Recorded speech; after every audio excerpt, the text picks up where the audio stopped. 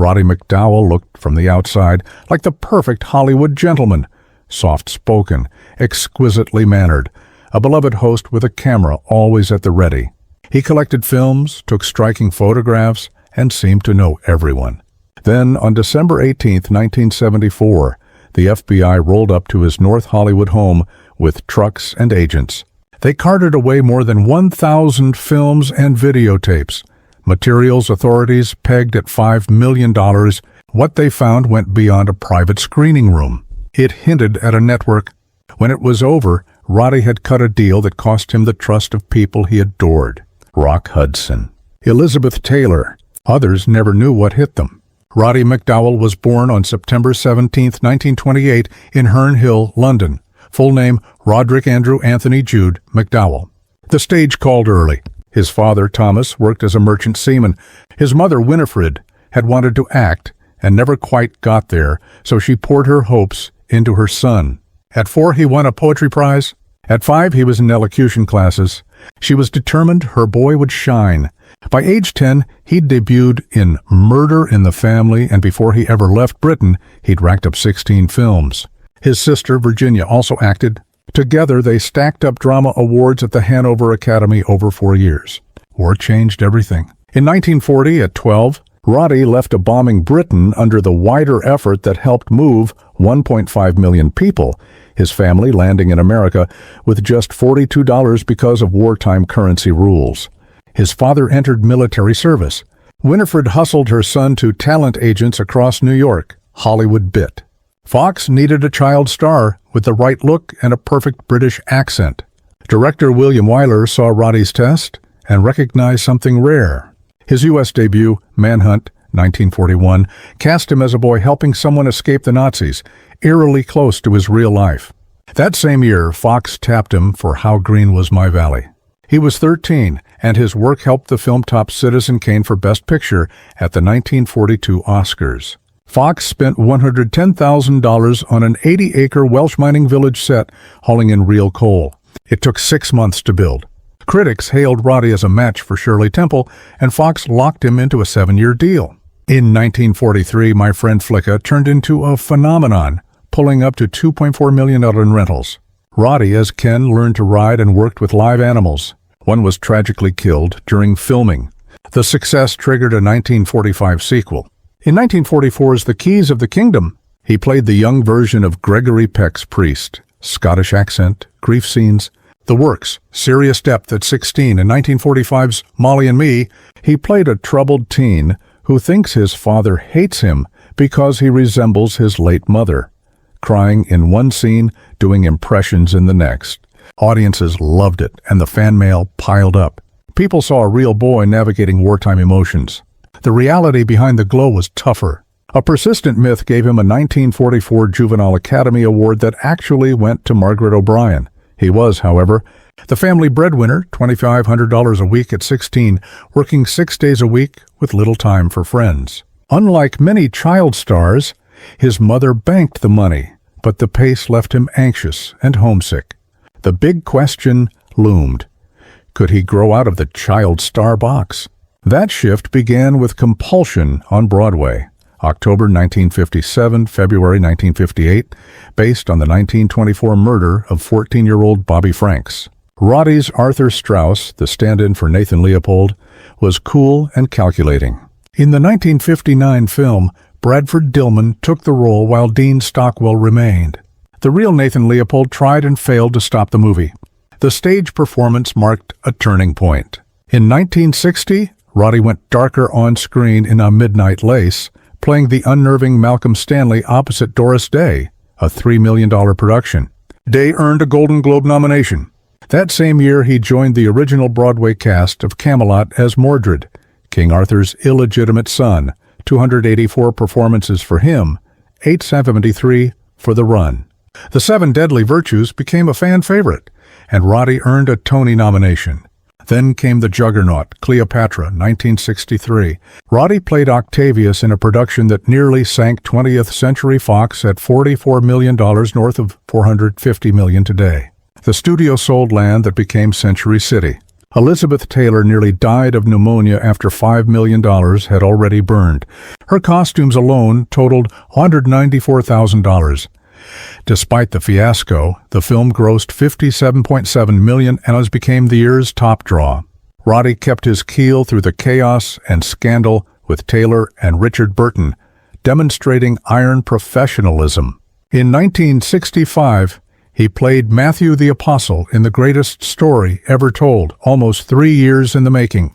$20 million, more than 100 speaking roles, and shot not in the Middle East but the American Southwest. The cast included Max von Sydow, Charlton Heston, and Sidney Poitier.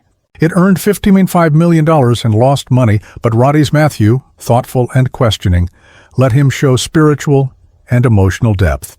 Then he did what few actors would, wake at 2 a.m. every morning and sit for 312 hours of makeup to become Cornelius, the gentle chimpanzee archaeologist in Planet of the Apes. Early tests took up to 7 hours to apply and 3 to remove.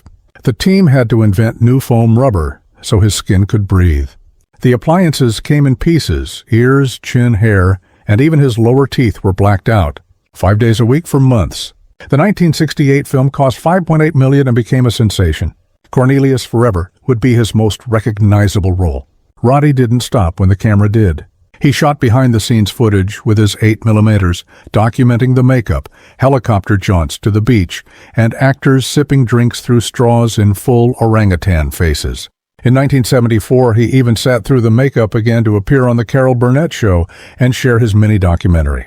He was archiving history without quite knowing it. He returned for Escape from the Planet of the Apes, released May 26, 1971. Still Cornelius, now in 1970s Los Angeles, time travel, persecution, and genuine emotion. Critics embraced it as the best of the sequels, largely because character took center stage. In 1974's TV series, he became Galen, guiding scripts and using his practical makeup knowledge to streamline production. The show lasted 14 episodes, but Roddy remained fiercely loyal to the franchise, stewarding its legacy in interviews and documentaries. Photography wasn't a hobby, it was a second career. In 1966, he published Double Exposure, a 251-page book of his portraits of 98 celebrities, each profiled not by a journalist, but by another star. James Baldwin on Marlon Brando, Katharine Hepburn on Lauren Bacall, an unheard-of approach that became a sensation. He'd been publishing in Life and Vogue since 1953, and after Double Exposure, everyone wanted to sit for him. In 1989, Double Exposure Take 2 took a darker turn. His most searing pages showed Judy Garland at her lowest during The Judy Garland Show, 1963. Tears, exhaustion, illness, paired with raw testimony about an industry that had ground her down. MGM's pressure pushed her toward pills and alcohol, and Roddy's images told the truth few dared put to paper. The truth was also on his 16mm reels. One summer day in 1965, his Malibu beach house turned into an unguarded tableau. Paul Newman flipping burgers, Lauren Bacall sunbathing topless, Rock Hudson, Anthony Perkins, Natalie Wood, Jane Fonda, unmade up, unguarded themselves. Natalie flirted freely. Her husband was nowhere in sight. Roddy never released the footage. He knew it could end careers. He was preserving candor, not collecting gossip. He understood damage. In 1956, Montgomery Clift crashed his car, leaving Elizabeth Taylor's home, jaw, nose, cheekbones shattered, and never looked the same. Roddy, a close friend, began photographing him weeks later, tentative smiles, expression exercises before a mirror. He kept the pictures private while Clift lived. Protection meant more than publication. In 1993, Double Exposure Take 4 mapped a 50-year friendship with Elizabeth Taylor. She spoke without varnish about addiction, weight, marriages. "I don't just love someone. I possess them," she said of Richard Burton. The photos were intimate, no makeup, tears after divorce. And the book even included a picture Taylor took of Roddy, proof of their trust. They'd met as child actors in 1943. He called her every day. You can hear his voice on her old private recordings in HBO's Elizabeth: The Lost Tapes. In 1998, as cancer overtook him, she flew to Los Angeles and visited daily. After he passed, she hosted a private memorial at her home. Roddy stood by Maureen O'Hara during her 1957 courtroom battle with Confidential magazine, which had smeared her with a fabricated theater scandal. He'd known her since How Green Was My Valley, 1941. He photographed her through the trial as her brother proved she wasn't even in the country when the tabloid claimed she was. The case helped cripple a publication that had terrorized innocent stars. His Malibu gatherings also gave closeted actors like Rock Hudson and Tab Hunter a place to breathe. They laughed, confided, and felt safe. Roddy sometimes filmed it, not for exposure, but for memory, preserving who they were outside the masks the town required. He even shot playful sessions with Tab, short shorts, hot dogs, mock boyfriend bits. Risky in an era when Discovery could end a career, but Roddy locked it away. He directed only once, Tam Lin, shot 1967, a strange atmospheric riff on the Scottish ballad starring Ava Gardner, psychedelic unmistakably of its time.